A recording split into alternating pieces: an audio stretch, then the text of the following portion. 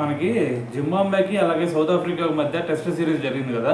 So దాంట్లో వయాన్ Muller ఏకంగా 367 runs చేశాడు.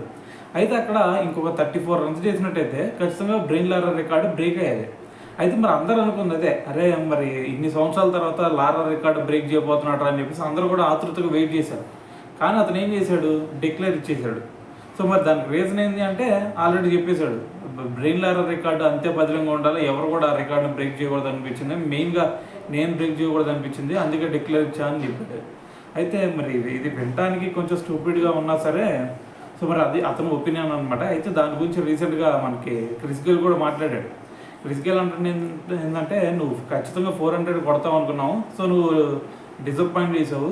ఎప్పుడైనా సరే ఒకటి గుర్తుపెట్టుకోండి, నీకు 300 స్కోర్ ఇచ్చిందంటే దాన్ని 400గా కన్వర్ట్ చేసే సిచ్యువేషన్ వచ్చినా దాన్ని 400గా కన్వర్ట్ చేయాలి. ఎందుకంటే నీకు మళ్ళీ 300 ఎప్పుడు కొడతావో తెలీదు, అసలు కొడతావో లేదో కూడా తెలియదు.